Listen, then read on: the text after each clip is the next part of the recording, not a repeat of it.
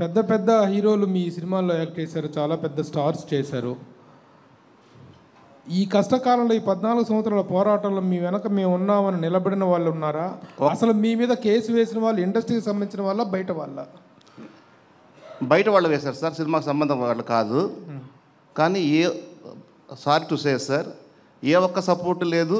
కనీసం ఏ ఒక్క phone, Ramesh how are you, బాగున్నావు, ఎలా ఉన్నావా, వాట్ యూజ్ ప్రాబ్లం అని పాపానికి పోలేదు సార్ ఎవరు కూడా.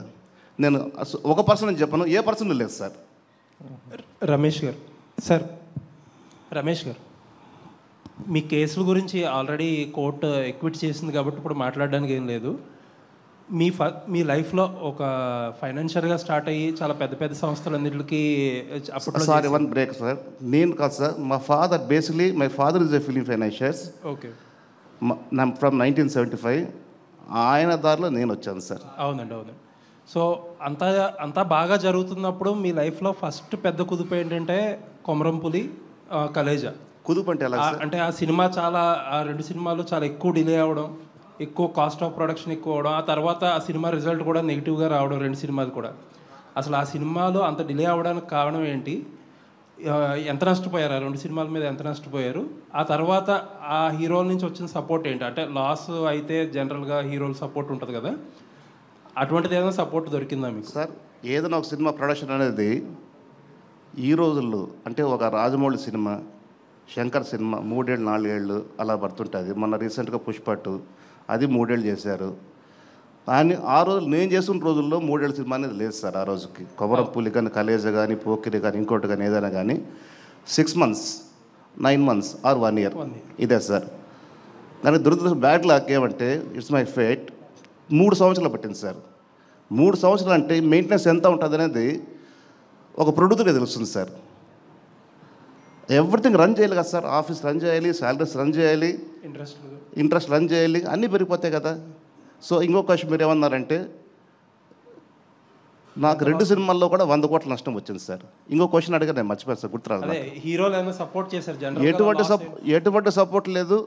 కనీసం అయ్యో పాప అని చెప్పిన పాపానికి కూడా పోలేదు సార్. సరే, ఎందుకు అంత డిలే అయ్యింది? బ్యాడ్ లక్ అన్నారో, అసలు ఏ కారణం? బ్యాడ్ లక్ అంటే సార్, కొమరంపులి తీస్తున్నప్పుడు పవన్ కళ్యాణ్ గారు ప్రజారాజ్యం పార్టీ పెట్టుకున్నారండి ఆయన. ఓకే. సో దానివల్ల ఎంతో కొంత కొద్దిగా డిలే అయ్యింది. అది వన్ ఆఫ్ ది రీజన్ చెప్పొచ్చు. So many reasons. అలాగే కలేజ్లో కూడా సో మెనీ రీజన్స్ అండి. రమేష్ బాబు గారు సార్, ఇక్కడ సార్ ఎక్కడండి? సార్, అంటే మీరు ఇందాక మీ ఏవిలో చూస్తే అంటే కటకటాల వెనక్కి వెళ్ళారు, కడిగిన ముత్యంలా బయటకు వచ్చారు. యాక్చువల్గా మీరు ఇంతకు ముందు చేసిన సినిమాలన్నీ కూడా పెద్ద పెద్ద సినిమాలు, 2 అంటే ఫైనాన్షియల్గా చేసిన చిన్న సినిమాలు చేశాను, పెద్ద సినిమాలు చేశాను. సినిమాలు అంటే మాకు గుర్తుండే ఈ 2 ఎక్కువ గుర్తున్నాయి కాబట్టి ఇప్పుడు మళ్ళీ బేబీ స్టెప్స్ మళ్ళీ స్టార్ట్ చేసినట్టే కదా ఫస్ట్ నుంచి. అవునండి. సో మరి డైరెక్ట్గా మళ్ళీ పెద్ద సినిమాలకి వెళ్తారా, లేదంటే కంటెంట్ ఓరియంటెడ్ సినిమాలు రాబోతున్నారా? ఎలాంటి సినిమాలు ప్రొడ్యూస్ చేయాలనేది మీ నెక్స్ట్ గోల్? నాకు బేసిక్గా నేను ఇన్ఫ్లుయెన్స్ అయింది త్రివిక్రమరావు గారు, దేవి వరప్రసాద్ గారు. వాళ్ళు పెద్ద సినిమాలు చేసేవాళ్ళు. నాకు సినిమా అంటే ప్యాషన్, చిన్నప్పటి నుంచి పిచ్చ ప్రేమ. ఫైనాన్షియల్గా వచ్చానండి నేను.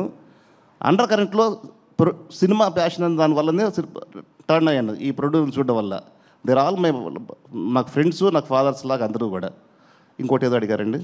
మీరు నెక్స్ట్ చేసే పెద్ద సినిమాకి వెళ్ళబోతున్నారా డైరెక్ట్గా, లేదంటే కనుక కంటెంట్ ఓరియంటెడ్గా చిన్న ఫస్ట్ నేను అనుకోవడం కంటెంట్ ఓరియంటెడ్ అనుకుంటున్నాను సార్. అది ఉంది బేసిక్గా. పెద్ద సినిమాలు బేసిక్గా ఉన్నాయి సార్. 2 ఉంది. ఆశ ఏది చావలే. అయితే 14 సంవత్సరాలు ఇంత గ్యాప్ వచ్చినా కూడా నేను వేరే ప్రపంచంలో ఉన్నా, చట్ట ప్రపంచంలో ఉన్నా. అయినా కూడా ప్రతిరోజు నిత్యం సినిమా గురించి ఆలోచించేవాడిని, ప్రతిరోజు నిత్యం సురేష్ గుర్తొచ్చేవాడు.